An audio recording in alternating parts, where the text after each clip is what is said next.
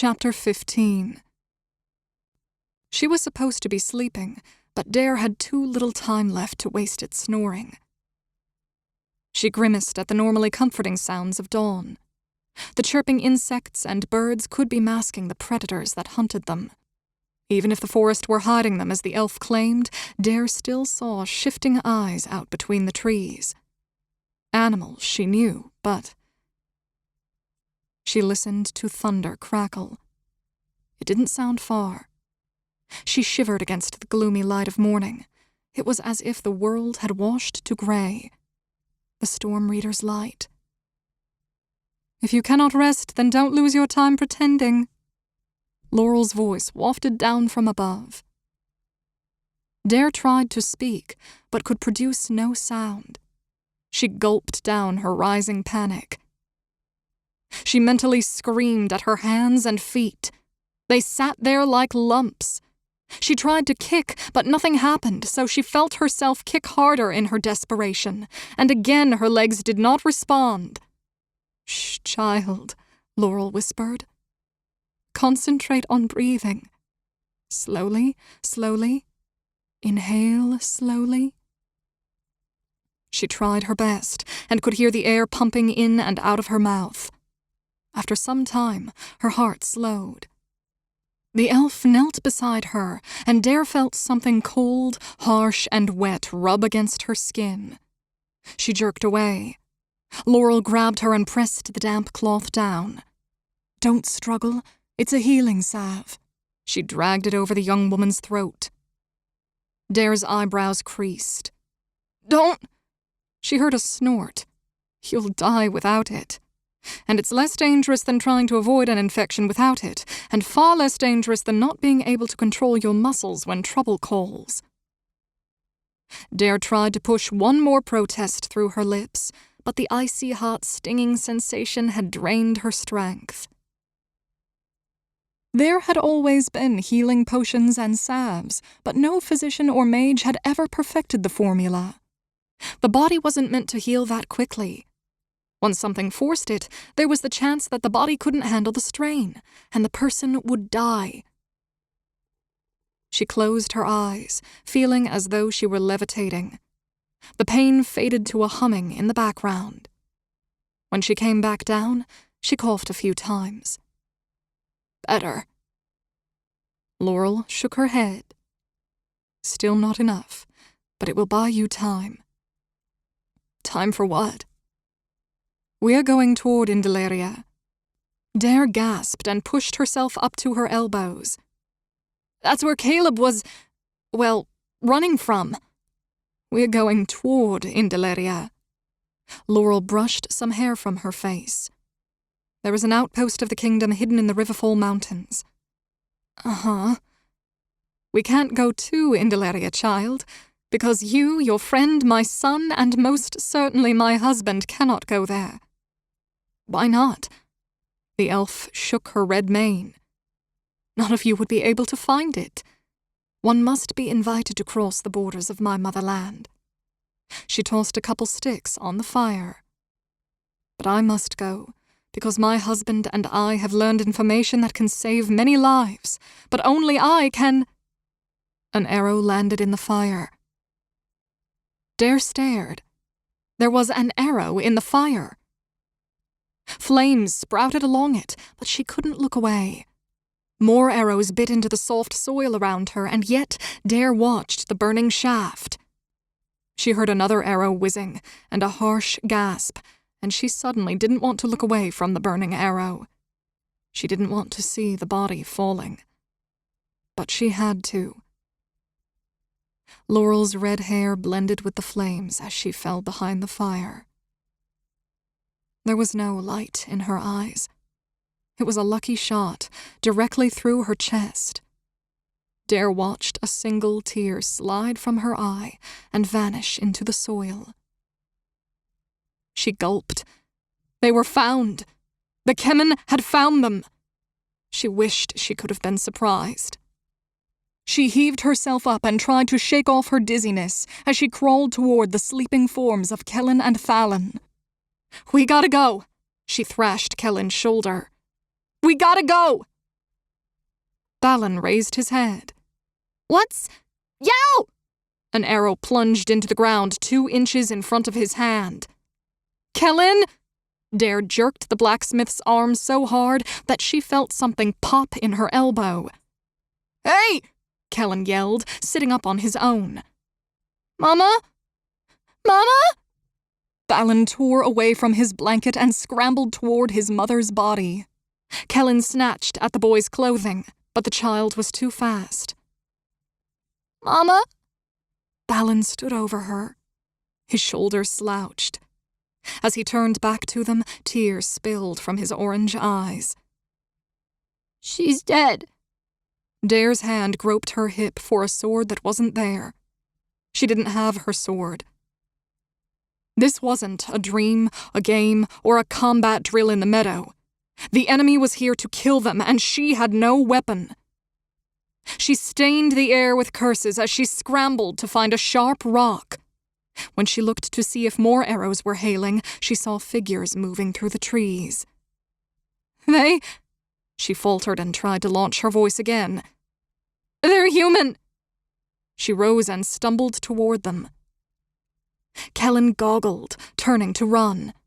His words were garbled but recognizable as he boomed, What the hell are you doing? He grabbed for her arm. She threw off his hand. Get Thalin back! Without listening to his reply, she charged. There were only 3 attackers, and 2 had their swords ready. The third shouldered his bow and went for his sword. That was stupid, she thought. On the other hand, he was armored and she wasn't. Maybe he wanted to preserve his arrows. She sprinted at the nearest one, trying to force herself to fly faster. He stepped back and dropped into a crouch, angling his sword at her stomach. He swung wildly.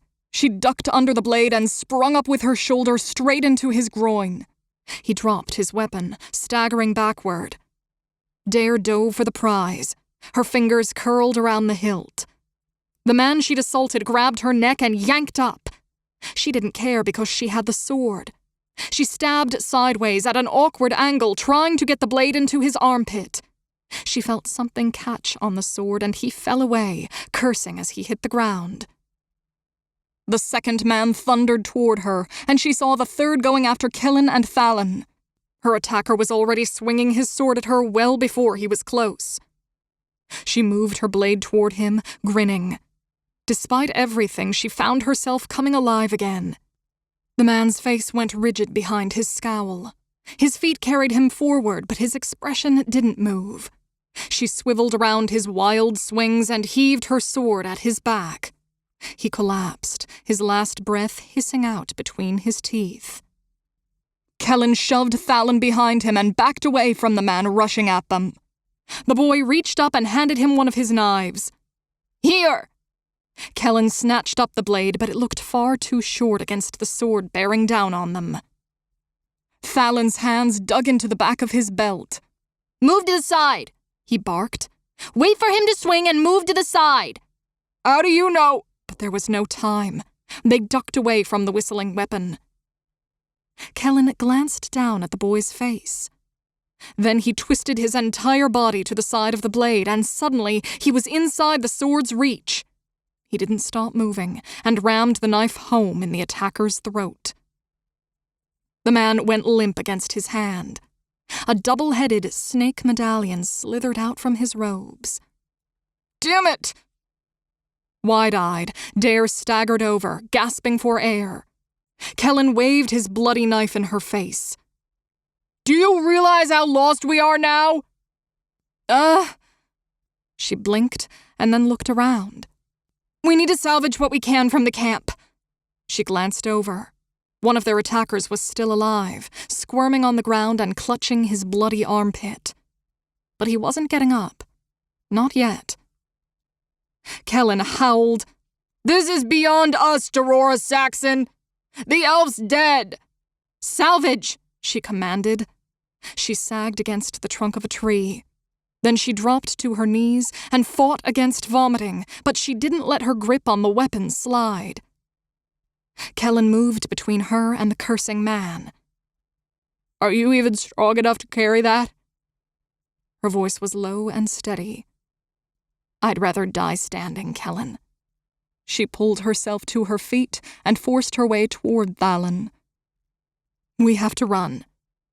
She looked back to where the surviving attacker was still rolling on the ground, spiritedly cussing. For the first time, she studied the man. He wore cheap leather armor over his torso. She saw he had a large, flat nose that must have been broken many times. She bit her lip. "We can't just leave him." She looked back uneasily at Kelin. Hoofbeats broke through sudden stillness. No one moved for a frozen second. "More of them," Kelin breathed. Dare swung her head back and forth, searching. "There!" She pointed. Behind them was a steep bank. She grabbed Kelin with her free hand, who in turn pulled Thalin along as they ran. They slipped over the lip of the bank, tumbling through dirt and exposed roots toward the water below. Thalin struggled against Kelin's hand, even though it had wrapped completely around his arm. "No, we can't leave her!" "Sorry," Kelin panted. "I'm so sorry." Dare let go of him and lost her balance. She crashed into the creek on her knees.